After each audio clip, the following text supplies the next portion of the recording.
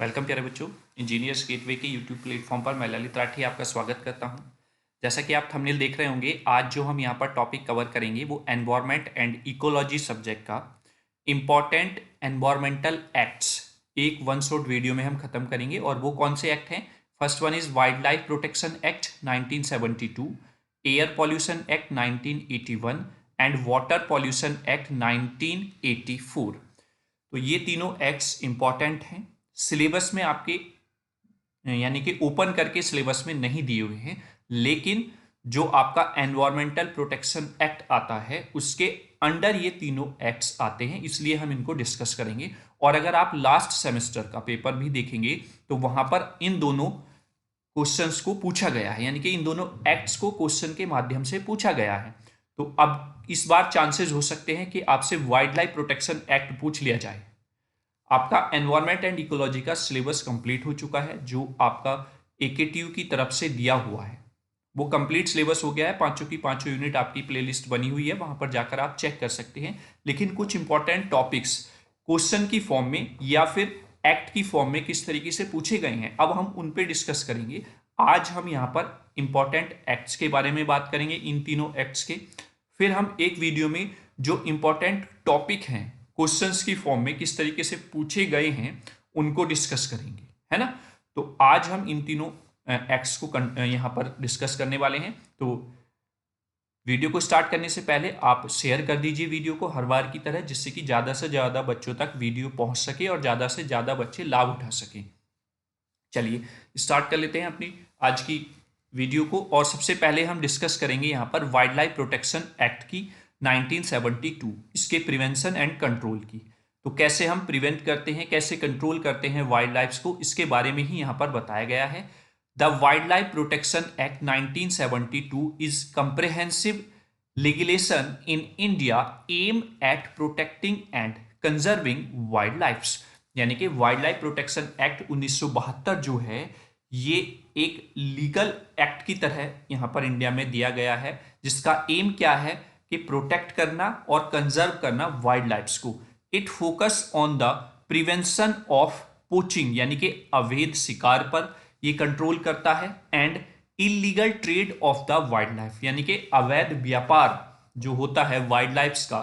जैसे आपने सुना होगा कि हाथी का दांत बहुत महंगा बिकता है, तो हाथी के दांत की मतलब तस्करी होती है। तो इस तरीके से इन पर भी प्रोटेक्ट किया गया है, इन पर भी कंट्रोल किया जाए, इस लॉ को इसलिए बनाया गया। As well as the establishment and management of protected areas, यानी कि जो प्रोटेक्टेड एरियाज हैं उनको स्टैब्लिश करना या उनको मैनेज करना, ये भी यहां पर वाइल्ड लाइफ प्रोटेक्शन एक्ट 1972 के तहत है। तो इसके क्या साइलेंट फीचर्स हैं उस पर हम बात करेंगे। Here are silent features of this act. पहला है ऑब्जेक्टिव। ऑब्जेक्टिव वैसे हमने ऊपर डिस्कस कर लिया है, लेकिन आप फिर दोबारा मैं यहां पर बताना चाहूं तो the primary objective of the wild life protection act is to ensure the protection and conservation of wildlife and their habitats. मतलब प्राइमरी ऑब्जेक्ट क्या है वाइल्ड लाइफ प्रोटेक्शन एक्ट का, वो ये है कि वाइल्ड लाइफ या उनके आवास जहां पर वो रहते हैं उनको प्रोटेक्ट करना और कंजर्व करना, ये मेन उद्देश्य है वाइल्ड लाइफ प्रोटेक्शन एक्ट का। ठीक है, मतलब कोई जीव जंतु ऐसी जगह रहता है कि वो वहीं पर सर्वाइव कर सकता है, वहीं पर उसकी फैमिली ग्रोथ कर सकती है, तो उसके आवास को भी प्रोटेक्ट करना है, साथ के साथ उसको भी प्रोटेक्ट करना है। तो ये मेन उद्देश्य है वाइल्ड लाइफ प्रोटेक्शन एक्ट का। आगे आते हैं categories of the wild life. अब जो हम वाइल्ड लाइफ को प्रोटेक्ट कर रहे हैं उनकी भी अपनी अपनी कैटेगरीज होती हैं। मतलब एक वाइल्ड लाइफ ऐसी है जो ज्यादा मात्रा में लुप्त हो रही है, एकदम से लुप्त हो रही है, तो उसको एक हाई लेवल प्रोटेक्शन पर रखा जाएगा, है ना। और कुछ ऐसी हैं जो अभी ही लुप्त होना स्टार्ट हुई हैं, जिनके मतलब पॉपुलेशन में अभी कमी आनी स्टार्ट हुई है, तो उनको अलग फॉर्म में रखा जाएगा, यानी कि अलग लेवल पर रखा जाएगा। तो the act categorise wildlife into different schedules providing varying degrees of protection, है ना। तो ये आपका कैटेगरीज हो जाएंगी, अलग अलग कैटेगरीज में वाइल्ड लाइफ को रखा जाता है जिससे कि उसको प्रोटेक्ट किया जा सके। आगे प्रोटेक्टेड एरियाज। अब प्रोटेक्टेड एरियाज की बात करें, the act empowers the government to declare certain areas as wildlife sanctuaries and national parks।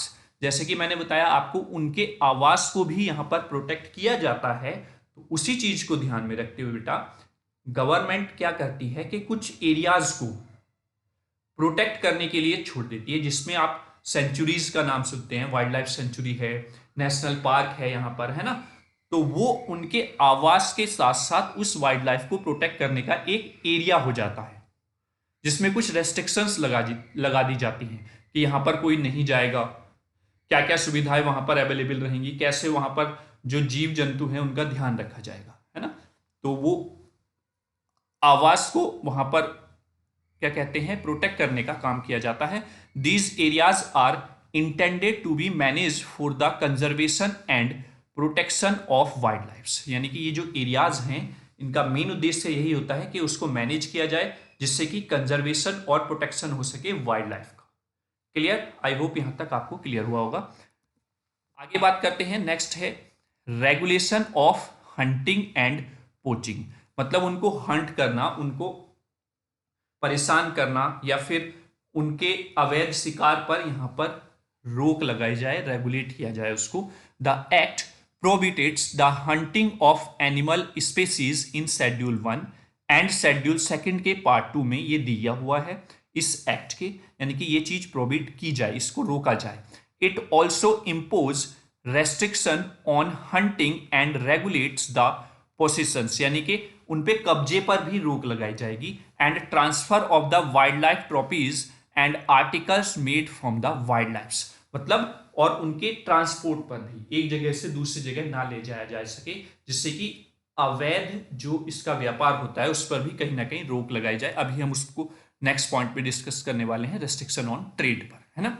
तो मतलब इस पॉइंट में बताया गया है कि जो वाइल्ड लाइफ हैं जिनको प्रोटेक्ट करने की जरूरत है, उनके हंटिंग और उनके अवैध मतलब पोचिंग पर रोक लगाई जाए, ये इस एक्ट में दिया हुआ है। आपने पहले मूवी देखी होंगी, या फिर राजा महाराजा जो होते थे वो वनों में निकलते थे शिकार करने के लिए, जिससे कि उन्हें लगता था कि हाँ हम बहुत ही शक्तिशाली हैं, ठीक है। तो वो शिकार करने वाली जो प्रथा थी वो इसी एक्ट के माध्यम से खत्म की गई है। यानी कि जो जीव जंतु इस एनवायरमेंट में, इस अर्थ पर, इस इकोसिस्टम पर हैं, उन सब की कुछ ना कुछ वैल्यू है इस इकोसिस्टम को, या इस जो फूड चेन है, फूड वेब है, आपने पढ़ा होगा, उसको कंप्लीट करने में। तो हर चीज की अपनी जगह वैल्यू है, इस वजह से इन सभी एक्ट्स को लेकर आया गया, जिससे कि पूरा एनवायरमेंटल जो इकोसिस्टम है वो मेंटेन रहे और बैलेंस बना रहे, है ना। आगे बात करते हैं रेस्ट्रिक्शन ऑन ट्रेड्स, यानी कि इनके व्यापार पर भी रोक लगी। The act prohibited the trade in the specified wildlife and their derivatives, मतलब यानी कि जो वाइल्ड लाइफ्स हैं, स्पेसिफाइड जो वाइल्ड लाइफ्स हैं, उनके ट्रेड, उनके व्यापार पर भी रेस्ट्रिक्शन लगाई जाए। जैसे आपने सुना होगा कि हिरन के खाल जो है वो बहुत महंगी बिकती है, शेर की खाल महंगी बिकती है, उसका व्यापार होता है, हाथी के दांत का व्यापार होता है ना। तो इन सब पर रोक लगाई जाए। अब जब इन पर रोक लग जाएगी, इनका व्यापार ही नहीं होगा, तो फिर क्यों कोई उसको मारे, है ना। तो ये सारी चीजें जरूरी थी जिससे कि हम अपने इकोसिस्टम को बचा सकें। It established control over the export, import and transport of the wild life and their products, यानी कि ये कंट्रोल करता है एक्सपोर्ट पर, इंपोर्ट पर एंड ट्रांसपोर्ट पर, किसकी, वाइल्ड लाइफ की और उनके प्रोडक्ट्स की, ठीक है। Next, hunting licence. Hunting licence भी प्रोवाइड कराता है ये एक्ट। क्यों? उसकी भी जरूरत है। किस लिए?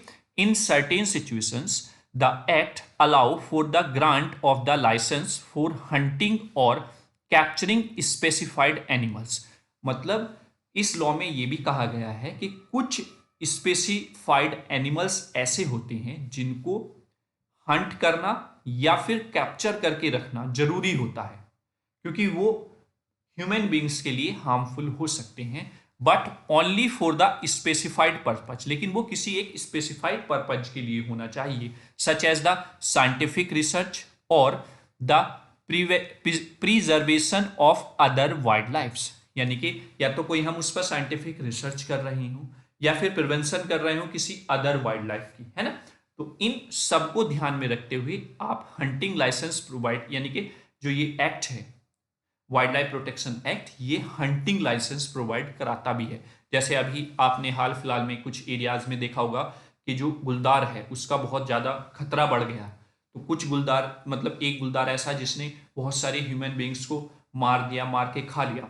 तो फिर क्या किया कि जो आपका वन विभाग है उसने क्या लिया, निर्णय लिया कि आप उसको मार सकते हैं। तो मतलब कि कुछ सिचुएशंस में, कुछ स्पेसिफाइड सिचुएशंस ऐसी होती हैं जिसमें आप हंट यानी कि उसको हार्म पहुंचा सकते हैं, जो अगर वो किसी दूसरी वाइल्ड लाइफ को या दूसरी लाइफ को हार्म पहुंचा रहा है तब ये एक्शन लिया जा सकता है। ठीक है, ये भी प्रावधान इस लॉ में दिया गया है। आगे, protection of enlarged species. The Act include provisions for the protection of the endangered species जैसे लुप्त प्राय प्रजाति and their habitats aims to prevent their extinctions। मतलब ये है कि हमें जो प्रजातियां लुप्त हो रही हैं या जो वाइल्ड लाइफ लुप्त की कगार पर हैं उनको या उनके आवास को प्रोटेक्ट करने की जरूरत है, उन पर ज्यादा ध्यान देने की जरूरत है। ठीक है, नेक्स्ट पॉइंट पर आते हैं। नेक्स्ट पॉइंट क्या कहता है, establishment of wildlife advisory board, यानी कि एक बोर्ड का गठन भी इसके लिए जरूरी है जो इन सब चीजों पर ध्यान रखे। The act provide for the establishment of the state wildlife advisory board to advise the state government on matters related to wildlife conservation. मतलब हर स्टेट में इस बोर्ड को इस्टेब्लिश करना जरूरी है जिससे कि वो एडवाइस कर सके गवर्नमेंट को कि किस वाइल्ड लाइफ से रिलेटेड क्या कंजर्वेशन की जरूरत है। नेक्स्ट, पेनल्टीज, यानी कि जब एक्ट हम बना रहे हैं तो उसको इंप्लीमेंट करने के लिए कुछ ना कुछ पेनल्टीज हमें लगानी पड़ेंगी, उसी वजह से उसको रोका जा सकता है, उसको अप्लाई किया जा सकता है। The act prescribing stringent penalties for the offences, यानी अपराधों पर, सच एज द हंटिंग, अवैध शिकार, पोचिंग और इलीगल ट्रेड यानी कि अवैध व्यवहार इन द वाइल्ड लाइफ, यानी कि अगर कोई इन तरीके की चीजें करता है तो उस पर कुछ ना कुछ पेनल्टी लगाई जाए। Penalties can include fine and imprisonment, यानी कि या तो उस पर फाइन लगाया जाए या फिर कैद हो। And they vary depending on the severities of the offences, उसने किस तरीके का अपराध किया है ये उसके हिसाब से वेरी कर सकता है। मतलब या तो सिंपल फाइन लगा दिया जाए उस पर, या फिर उसको सजा दी जाए, या फिर दोनों भी दी जा सकती हैं, और सजा की और फाइन की वैल्यू बढ़ाई भी जा सकती है। वो सब चीजें डिपेंड करेंगी कि किस तरीके का उसने ऑप्शंस यानी कि अपराध किया है। ठीक है, तो पेनल्टीज भी बहुत जरूरी होती हैं। जैसे आप सड़क सुरक्षा को लेकर ही देख लीजिए, अगर सड़क सुरक्षा के नियमों का पालन कराना है तो उसके लिए चालान करना जरूरी होता है, और वो आप देखते भी हैं। यानी कि अगर आप कहीं जा रहे हैं दो पहिया वाहन से तो हेलमेट आप तब तक नहीं लगाएंगे जब तक आपके अंदर डर नहीं होगा कि हाँ आगे हमारा चालान कट सकता है। तो वही चीज यहाँ पर है, यानी कि वाइल्ड लाइफ प्रोटेक्शन एक्ट को अगर अप्लाई कराना है तो पेनल्टीज जरूर रखनी पड़ेगी। आगे बात करते हैं wild life wardens and the authorities की। The act empowers the appointment of the wild life wardens and other authorities responsible for implementing and enforcing the provision of the act at the state and central level. मतलब हमें इस act के लिए wild life जो हमें protect करनी है particular area या फिर कोई भी वाइल्ड लाइफ, तो उसके लिए हमें वार्डन्स या अथॉरिटीज को भी असाइन करना पड़ेगा जो ध्यान रखें उन सब चीजों का, है ना, और वो कंट्री मतलब कम्युनिकेशन बनाए रखें स्टेट और सेंट्रल लेवल पर। आगे बात करते हैं कम्युनिटी पार्टिसिपेशन। कम्युनिटी का पार्टिसिपेशन बहुत जरूरी है। ये आपने जब टॉपिक वाइज एनवायरनमेंट पढ़ा होगा तो उसमें आपको खुद पता चला होगा कि जो हम एनवायरनमेंट को हार्म पहुंचा रहे हैं उसमें हमारा भी कितना योगदान है। वो खुद आप इसको पढ़ने के बाद एनालाइज कर पाए होंगे सारी चीजें कि आप किस टाइप का जो पॉल्यूशन है वो जनरेट कर रहे हैं, है ना। तो यानी कि कम्युनिटी का पार्टिसिपेशन भी बहुत जरूरी है, यानी कि सभी नागरिकों का जब तक योगदान नहीं होगा तब तक कोई भी एक्ट पॉसिबल नहीं होता है उसको अप्लाई करना। The act recognise the importance of involving local communities in the wild life conservation and protection efforts, यानी कि जो लोकल कम्युनिटीज हैं उनका इन्वॉल्वमेंट भी बहुत जरूरी होता है। किसी भी लॉ के लिए, ये तो वाइल्ड लाइफ प्रोटेक्शन एक्ट की हम यहाँ पर बात कर रहे हैं, किसी भी लॉ पर अगर आप ध्यान दें तो उनके लिए, सबके लिए जरूरी होता है। तो ये आपका था वाइल्ड लाइफ प्रोटेक्शन एक्ट 1972।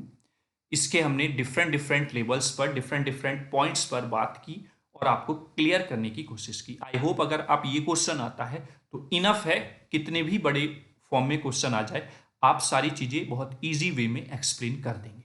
ठीक है, चलिए अब नेक्स्ट एयर पॉल्यूशन एक्ट की बात कर लेते हैं 1981, जिसका क्वेश्चन लास्ट सेमेस्टर के मेन एग्जाम में पूछा जा चुका है। ठीक है, चलिए सेम सिचुएशन में हम इस तरीके से इसको भी डिस्कस करने वाले हैं।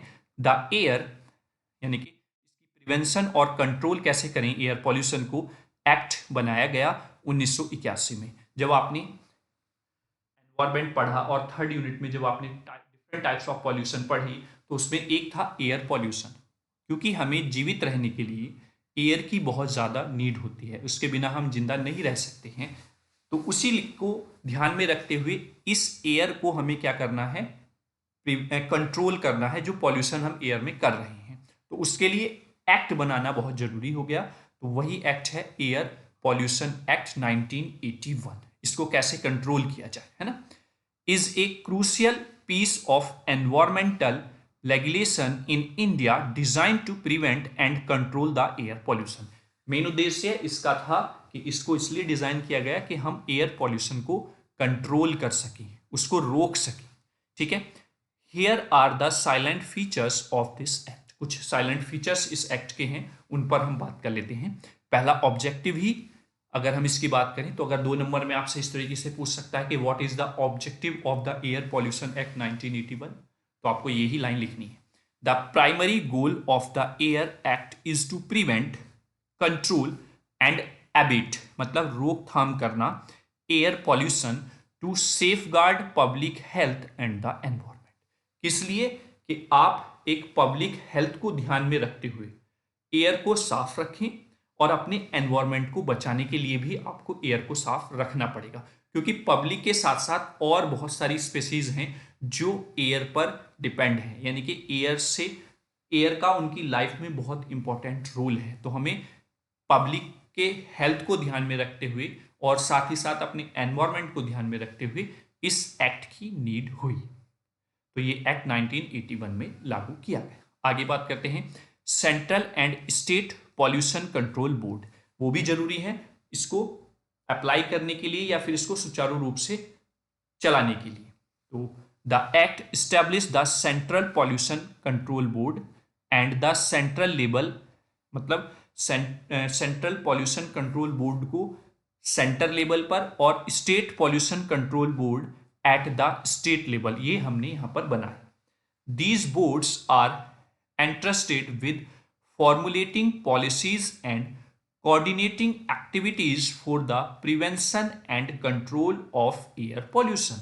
मतलब इनका मुख्य उद्देश्य क्या था कि हम इन पॉलिसीज को कैसे अप्लाई कराएं, क्या क्या एक्टिविटीज हमें करानी चाहिए जिस वजह से हम एयर को और हेल्दी बना सकें, यानी कि एयर पॉल्यूशन को कंट्रोल कर सकें। ठीक है, तो उसके लिए डिफरेंट डिफरेंट लेवल्स पर बोर्ड्स का गठन होना बहुत जरूरी है। चलिए आगे बात करते हैं। नेक्स्ट है आइडेंटिफिकेशन ऑफ पॉल्यूटेटिंग सोर्सेज। फिर उसके बाद आता है कि हम जो पॉल्यूटेटिंग सोर्सेज हैं, जो एयर को पॉल्यूट कर रहे हैं, उनको आइडेंटिफाई करना बहुत जरूरी है। The act provide for the identification of industries and process that are likely to emit air pollutant. मतलब हमें उन इंडस्ट्रीज को या फिर उन पॉल्यूटेंटेड सोर्सेज को आइडेंटिफाई करना है जो कहीं ना कहीं एयर को पॉल्यूट कर रहे हैं। These identified sources are required to obtain consents, मतलब उनको आइडेंटिफाई करना और उस पर सहमति जताना, ये सारी चीजें इस लॉ का मेन उद्देश्य हो जाती हैं, जिससे कि हम एयर को हेल्दी बना सकें, एयर पॉल्यूशन को कंट्रोल कर सकें।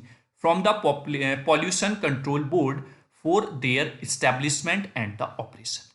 ठीक है, यानी कि जो हम लॉ बना रहे हैं उसको कैसे इस्टेब्लिश करना है, उस पर क्या क्या चीजें हमें करनी है, उसके लिए हमें सबसे पहले पॉल्यूटिंग सोर्सेज को डिफाइन करना, आइडेंटिफाई करना जरूरी हो जाता है। आगे बात करते हैं प्रेस्क्राइबिंग स्टैंडर्ड फॉर द एमिशन। जो एमिशन हो रहा है उस पर हमें चर्चा करनी है, क्योंकि जो एमिशन हो रहा है वही एयर में जा रहा है और वही एयर को पॉल्यूट कर रहा है। तो authorities under the act are empowered to prescribe standards for the quality of the air with respect to the various pollutants। मतलब अलग अलग तरीके के pollutants जो एयर में जा रहे हैं उनके हिसाब से क्वालिटी ऑफ एयर्स को या उसके स्टैंडर्ड्स को डिफाइन करना जरूरी है। These standards are aimed at the regulating and limiting the emission of the pollutants from the industry's process and the other sources। मतलब इन स्टैंडर्ड्स का जो एम है वो क्या है, रेगुलेट करना, लिमिट करना, इसको जो पॉल्यूटेंट एमिट कर रहे हैं इंडस्ट्रीज या फिर अदर सोर्सेस। ठीक है, नेक्स्ट पॉइंट है provision and restrictions of certain activities. इस पे बात करें, the act gives authorities to the power of to restrict और prohibit the use of certain fuels और process in order to prevent and control air pollution. मतलब कहने का ये है कि इस लॉ के हिसाब से ये भी चीज होती है कि अगर कोई पॉल्यूटेंट ऐसा है जो ज्यादा एयर को हार्म पहुंचा रहा है तो उसको या तो कम किया जाए या उसको रेस्ट्रिक्ट ही कर दिया जाए, मतलब उसके यूज पर रेस्ट्रिक्शन लगा दी जाए। तो ये सारी चीजें भी हमें इस एक्ट के माध्यम से ऑथोरिटीज प्रोवाइड कराती हैं। It also empowers them to regulate the location of industries to prevent the concentration of pollutant in the specific areas। मतलब उससे क्या होगा, ये पावर्स जो हैं ये क्या करेंगी, एक पर्टिकुलर लोकेशन पर पॉल्यूटेंट्स के कंट्रोल को कम कर देंगी। जैसे माना सपोज कहीं पर एक इंडस्ट्री खुली है और उस इंडस्ट्री से बहुत ज्यादा पॉल्यूशन हो रहा है और वहां पर आसपास में जो लोग रह रहे हैं या फिर जो जीव जंतुज रह रहे हैं उनके हेल्थ पर बहुत ज़्यादा इफेक्ट वो कर रही है, उस पर कुछ ना कुछ एक्शन इस लॉ के अकॉर्डिंग लिया जाएगा। ठीक है, क्लियर हुआ? चलिए आगे बात कर लेते हैं। मॉनिटरिंग एंड इंस्पेक्शंस, जो हमने बोर्ड्स बनाए थे उनका काम होता है कि मॉनिटरिंग करना और इंस्पेक्शंस करना बहुत जरूरी होगा। The act provides the establishment of monitoring networks to assess air quality. मतलब समय समय पर एयर क्वालिटीज को मेजर किया जाए, एसेस किया जाए, मॉनिटर किया जाए, उसकी इंस्पेक्शन की जाए। Authorities have to power to conduct inspection of industries unit emission and the ambient air quality. मतलब ऑथोरिटीज के पास पावर है कि वो समय समय पर इंस्पेक्शन कर सके इंडस्ट्रीज यूनिट की for the emission and the जो एयर क्वालिटी, मतलब वहां से जो एमिट हो रहे हैं पॉल्यूटेंट्स वो एयर की क्वालिटी को किस तरीके से डिग्रेड कर रहे हैं, उनको समय समय पर मॉनिटर करना, इंस्पेक्शन करना, ये पावर देता है ये लॉ उन ऑथोरिटीज को जो असाइन की गई है। ठीक है, आगे बात करते हैं power to take the samples, यानी कि मॉनिटर और इंस्पेक्शन करने के लिए जो सैंपल्स हमें लेने हैं जिसकी मदद से हम पता करेंगे कि वहां पर जो एयर क्वालिटी है वो सही हो रही है इस इंडस्ट्री के चलने से या फिर उसमें कुछ लॉसेज आ रहे हैं जो प्रिवेंट करने की जरूरत है, तो वो सैंपल्स लेने की यहाँ पर अथॉरिटी है। Authorities can take samples of the emission from the chimneys, flues, ducts and any other sources to assess compliance with the prescribed standards. मतलब अगर किसी पर्टिकुलर रीजन में वहाँ के क्षेत्र के लोग कोई कंप्लेन करते हैं किसी पर्टिकुलर इंडस्ट्री या फिर किसी सोर्स को लेकर कि ये यहाँ के एनवायरनमेंट को एयर पॉल्यूट कर रहा है, तो वहाँ से ऑथोरिटीज इस एक्ट के अकॉर्डिंग आएंगी और वो वहाँ पर सैंपल कलेक्ट करेंगी, देन वो उस पर काम करेंगी। ठीक है, तो यानी कि ये पावर भी है कि किसी भी इंडस्ट्री से उसके पॉल्यूटेंट्स जो निकल रहे हैं उनके सैंपल्स लिए जा सकें। आगे आते हैं फर्सनिंग, यानी कि प्रस्तुत करना of informations. Industries and the authorities are required to furnish information regarding the measures take for the preventions, control and avoidance of air pollution। मतलब एयर पॉल्यूशंस को प्रिवेंट करना, कंट्रोल करना, ये सारी चीज़ों के लिए हम किस तरीके से इंफॉर्मेशन को प्रस्तुत करें या फिर कलेक्ट करें, ये सारी चीज़ें भी हमें ध्यान में रखनी है। Next one and I think last हो सकता है, पेनल्टीज ऑफ वायोलेशंस। मतलब वही चीज जैसे हमने लास्ट वाले एक्ट में देखा था कि जब तक हम कुछ पेनल्टीज नहीं रखेंगे तब तक एक्ट को मतलब अप्लाई करवाना या फिर उस पर काम, उस पर मतलब उसको फॉलो कराना बहुत ही मुश्किल काम हो जाता है ना। तो पेनल्टीज भी बहुत जरूरी हैं। The act prescribe the penalties for the contraventions of its provisions, मतलब कुछ टर्म्स एंड कंडीशंस बना दी गई, अगर आप उसको फॉलो नहीं करेंगे तो आप पर पेनल्टीज लगा दी जाएंगी। इसी चीज से आप मतलब इस तरीके से समझ सकते हैं, अगर कोई फैक्ट्री जिसके रिगार्ड उस क्षेत्र के लोगों ने मतलब कंप्लेन किया था और वो कंप्लेन सही निकलती है, उसमें जो फैक्टर्स हैं वो कहीं ना कहीं एयर को ज़्यादा पॉल्यूट कर रहे हैं, तो हो सकता है उस कंपनी का या उस इंडस्ट्री का लाइसेंस ही रद्द कर दिया जाए। तो यानी कि वो एक तरीके की पेनल्टी हो गई उस इंडस्ट्री पर, है ना। या फिर कुछ उस पर फाइन लगा दिया जाए और बोल दिया जाए कि आप इस पर काम कीजिए या फिर इस एमिशन को कम करिए। तो ये सारी पेनल्टीज इस तरीके से लगानी जरूरी है।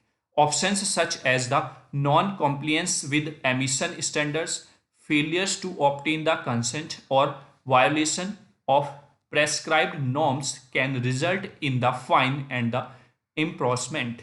ठीक है, तो पेनल्टीज का जरूरी होता है एक्ट को फॉलो कराना। और last one is the public awareness and the participation. इसके बिना कोई भी लॉ अप्लाई नहीं किया जा सकता है, चाहे वो किसी भी तरीके का लॉ आप समझ लीजिए, जब तक पब्लिक में अवेयरनेस ना हो और पब्लिक का पार्टिसिपेशन ना हो। मतलब सपोज अगर किसी पर्टिकुलर क्षेत्र में कोई एक ऐसी इंडस्ट्री लगी है जो उस एरिया की एयर की क्वालिटी को कम कर रही है, मतलब एयर पॉल्यूशन कर रही है, तो अगर उस क्षेत्र के लोग ही उसके खिलाफ कंप्लेन नहीं करेंगे तो कैसे पता चलेगा इस एक्ट के अथॉरिटीज को कि वो वहां पर हार्म कर रही है। तो दैट मीन्स पब्लिक के अंदर अगर अवेयरनेस है इस एक्ट के बारे में, उन्हें पता है, तो तभी वो पार्टिसिपेट मतलब उसके खिलाफ कंप्लेन कर पाए हैं। तो वही चीज यहां पर बताई गई है। The act encourage the promotion of public awareness about the air pollution and the involvement of the communities in the planning and execution of the program for the prevention, control and the abstainment of the air pollution। ठीक है, यानी कि कैसे हमें prevent करना है, कैसे control करना है, कैसे उसको हम रोक सकते हैं, वो सारी चीजें जब तक पब्लिक के अंदर अवेयरनेस जनरेट नहीं होगी या उसका पार्टिसिपेशन नहीं होगा तो पॉसिबल नहीं हो सकता है किसी भी एक्ट को लेकर। ठीक है, चलिए। तो in the last the air pollution act 1981 established a comprehensive framework for the regulation and control of the air pollution in India, emphasizing the need for the preventive measures, standards and the enforcement mechanism। यानी कि air pollution को रोकने के लिए इस act को लाना बहुत ज़रूरी था और इस एक्ट के को हमें समझना चाहिए, पब्लिक के अंदर अवेयरनेस हो और पब्लिक का पार्टिसिपेशन हो, कि जिससे कि हम अपने साथ साथ अपने आसपास के एनवायरनमेंट को भी साफ रख सकें, हेल्दी रख सकें। ठीक है, चलिए। अब आज का जो लास्ट एक्ट है वाटर पॉल्यूशन एक्ट 1984, तो इस पर हम बात कर लेते हैं। देखिए, नाम से ही आपको पता चल रहा होगा कि वाटर पॉल्यूशन एक्ट मतलब जो वाटर में पॉल्यूशन हो रहा है उसको रोकने का ही काम करेगा, है ना। The water prevention and control of the pollution act 1984 is a significant piece of environmental legislation in India aimed at preventing and controlling the water pollution। Main उद्देश्य प्रिवेंट और कंट्रोल करना वाटर पॉल्यूशन को इस act का उद्देश्य है। Here are some of the silent features of the act। देखो, अगर आप पहले एक्ट को, दूसरे को और अब इसको देखें तो हमने एक ही सिनेरियो में सबको डिस्कस किया है, जिससे कि आपको ज्यादा कंफ्यूजन ना हो। बस आपको जो जो चीजें हैं वो ध्यान में रखनी है, इन पॉइंट्स के हिसाब से आप इसको याद कर लेंगे। जैसे ऑब्जेक्टिव की अगर हम बात करें, the primary object of the water pollution act 1984 is to prevent and control water pollution, safeguarding of the quality of water bodies in the country. मतलब वाटर पॉल्यूशन को प्रिवेंट करना है, कंट्रोल करना है और साथ ही साथ जो क्वालिटी ऑफ वाटर है उसको भी हमें मेंटेन करके चलना है। पर्टिकुलर रीजन की बात कर लीजिए, स्टेट की बात कर लीजिए या कंट्री की बात कर लीजिए। ठीक है, क्योंकि आपको पता है जैसे एयर हमारे जीवन के लिए महत्वपूर्ण है, वैसे ही वाटर भी एक ऐसा फैक्टर है जो बहुत जरूरी है हमारी लाइफ के लिए। वहीं पर constitution of central and the state pollution board control board, same as it is जैसे एयर पॉल्यूशन में हमने स्टेट लेवल पर और आपके सेंट्रल लेवल पर बोर्ड का गठन किया था, वैसे ही यहां पर भी हमें बोर्ड के गठन की जरूरत है to control of the water pollution. ठीक है, यहां पर लिखा हुआ है central pollution control board at the central level and the state pollution control board at the state level. जरूरी है फॉर द वाटर पॉल्यूशन, उसके कंट्रोल और प्रिवेंशन के लिए। वहीं पर आगे बात करते हैं power to restrict the use of stream और वेल वाटर्स, मतलब पावर रहती है कि रेस्ट्रिक्ट कर सकें इस तरीके की एक्टिविटीज को कि जो आपके वाटर को पॉल्यूट करती है। The act empowers the central and state pollution control board to restrict the use of water from certain sources if it is found to polluted beyond permissible limit. मतलब कहने का ये है कि इस एक्ट के अकॉर्डिंग जो अथॉरिटीज होती हैं उनके पास पावर है कि वो रेस्ट्रिक्ट कर सकें किसी पर्टिकुलर सोर्स को जहां से इस तरीके के पॉल्यूटेंट निकल रहे हैं जो एक परमिसेबल लिमिट के ऊपर उस वाटर को, जो जहां से वाटर जा रहा है और उस पर बहुत सारी चीजें डिपेंड करती हैं, बहुत सारी बींग्स जो ह्यूमन बींग्स होती हैं उनकी लाइफ डिपेंड करती है, और उस परमिसेबल लिमिट से ऊपर अगर वो पॉल्यूट करता है उस वाटर को तो वो रेस्ट्रिक्ट कर सकें उसको। ठीक है, आगे बात कर लेते हैं नेक्स्ट पॉइंट पर, standard for influenced and emission. ठीक है, उसके लिए क्या है, the act provide for the setting of the standards for the quality of water to maintain as well as standard for the emission or discharges of pollutant into water bodies। मतलब ये act provide कराता है या इस तरीके की setting करता है स्टैंडर्ड्स की जिससे कि क्वालिटी मेंटेन रहे वाटर की, एज वेल एज एमिशन और डिस्चार्ज जो है पॉल्यूटेंट का वाटर बॉडीज में उसको कंट्रोल किया जा सके। ठीक है, आगे बात करते हैं power to inspect and take samples. Same as it is जैसे एयर पॉल्यूशन में था, यानी कि अथॉरिटीज के पास पावर है जिससे कि वो इंस्पेक्शन कर सके और किसी पर्टिकुलर सोर्स या प्लांट का सैंपल भी कलेक्ट कर सके जिससे पता लगाया जा सके कि क्या इसमें से जो डिस्चार्ज निकल रहा है मतलब वाटर को पॉल्यूट कर रहा है या नहीं कर रहा है। तो उसके लिए अथॉरिटीज के पास पावर है, परमिशन है प्लांट से या फिर किसी पर्टिकुलर सोर्स से सैंपल्स कलेक्ट करने की, उसकी इंस्पेक्शन करने की, एनालाइज करने की। ठीक है, तो ये पॉइंट था आपका। Next point, provision on the use of polluting substances. It prohibits the use of certain substances that may cause pollution of water। जैसे मैंने लास्ट वाले पॉइंट में यहाँ पर डिस्कस किया था कि वो वहाँ पर उसको प्रोहिबिट कर सकते हैं, उसको रोक सकते हैं, उस पर बैन कर सकते हैं उसको अगर वो पॉल्यूशन क्रिएट कर रहा है वाटर में। नेक्स्ट सेम वही चीज है, पेनल्टीज फॉर द कंस्ट्रवेशन, मतलब अगर इसको पर आप इस लॉ के अकॉर्डिंग कुछ पेनल्टीज नहीं लगाएंगे इंडस्ट्रीज पर या सोर्सेज पर तो पॉसिबिलिटी कम रहेगी कि इस पर लोग काम करें या फॉलो करें या इसको ध्यान में रख के काम करें, इंडस्ट्री को स्टैब्लिश करें। The act permissible penalties for the conservation of its provisions. It include fine and the imprisonment of the option such as the failing to comply with the standard set of discharge of the pollutant. मतलब penalties की form में या तो हम उस पर fine लगाएं या फिर उसको कुछ सजा मिले, तो इस तरीके से या दोनों वो वेरी कर सकती है हर लॉ में, हर एक्ट के हिसाब से कि किस तरीके का उसने मतलब अपराध किया है या किस अपराध की श्रेणी में वो आता है, कि दोनों चीजें हों और किस लेवल पर हों, है ना। चलिए नेक्स्ट पॉइंट की बात करें तो एनवायरमेंटल लेबोरेटरीज को यहां पर बनाया जाए। The act encourage the establishment of environmental laboratories to carry out analysis of samples taken under the act। मतलब एनवायरमेंटल लेबोरेटरीज को डिजाइन किया जाए जिनका उद्देश्य मुख्य क्या हो कि वो सैंपल्स कलेक्ट करें, उस सैंपल्स पर स्टडी हो और फिर उसको देखा जाए कि क्या ये सैंपल जो वहां से डिस्चार्ज हो रहा है एक पर्टिकुलर सोर्स से या इंडस्ट्री से, वो किस लेवल पर वाटर को पॉल्यूट कर रहा है। ठीक है, आगे बात करें पब्लिक अवेयरनेस की, बहुत ज़्यादा इंपॉर्टेंट होती है किसी भी एक्ट के लिए, और participation. The act emphasized the importance of certain public awareness about the water pollution and encouraged the public participation in the planning and execution of the programs for the prevention, control and abatement of the pollution.